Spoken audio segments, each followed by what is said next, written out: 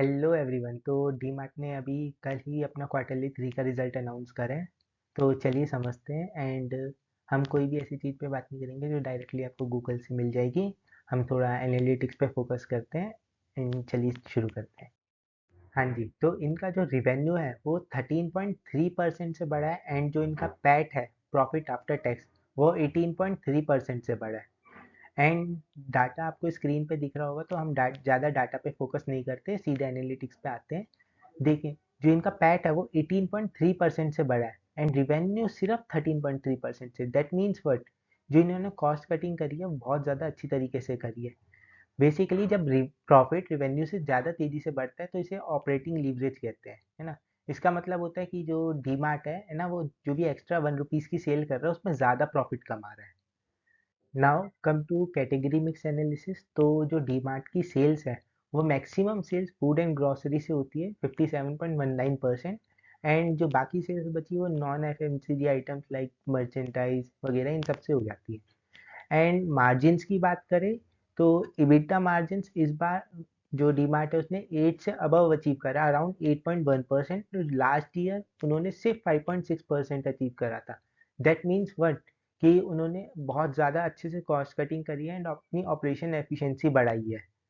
And इसके अलावा जो हमारे लेजेंड नविल सर है ना, उनका टेन्योर अभी 31 जनवरी को ही ख़त्म हो जाएगा।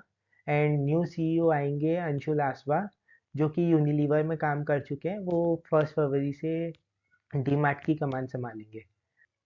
इसमें थोड़ा सा लीडरशिप चेंज हो रहा है। जो आश्वा सर है उनका जो बैकग्राउंड है वो एफएमसीजी सेक्टर से है। एंड डी मार्ट एक क्विक कॉमर्स कंपनी है जिनको ब्लिंकिट, ज़ोएप्टो इन सब से फाइट करनी है। तो देखते हैं क्या होता है फ्यूचर में।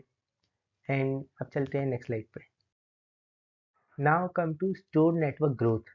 बेसिकली अगर किसी कंपनी को ग्रोथ करनी होती है तो वो दो तरीके से कर सकता है। एक तो जो अपने एग्जिस्टिंग स्टोर है उन्हीं पे अपनी सेल्स ज़्यादा करे तो उनकी ग्रोथ बढ़ जाएगी। एंड सेकंड है कि न्यू स्टोर्स खोल ले तो उनकी ग्रोथ बढ़ जाएगी।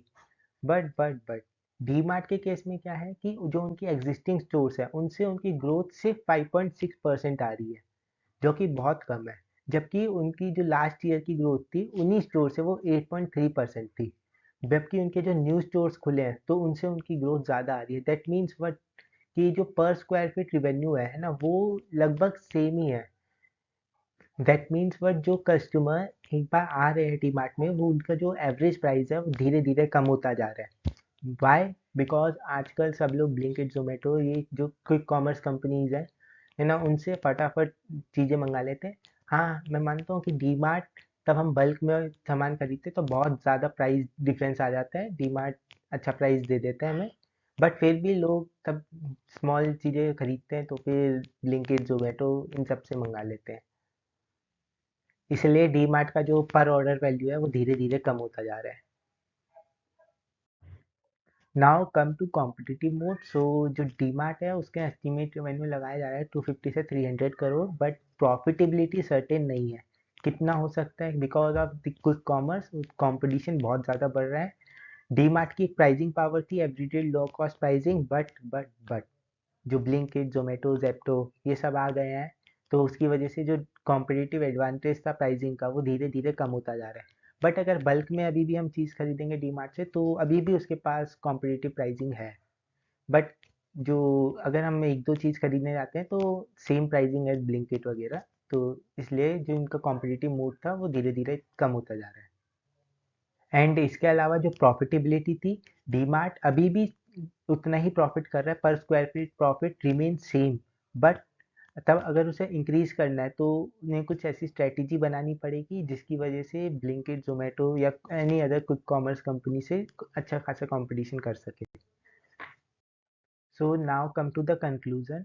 डीमार्ट की एक स्टडी ग्रोथ है एंड शॉर्ट टर्म रिस्क हो सकता है, बट लॉन्ग टर्म में अभी भी DMart one of the best player है रिटेल का। And as per the expert, अभी शॉर्ट टर्म में डीमार्ट के स्टॉक्स में वॉलेटिलिटी आ सकती है, बट लॉन्ग टर्म में ये ग्रो ही करेगा। If you like the videos, hit the subscribe button. Thank you for watching. See you in the next one.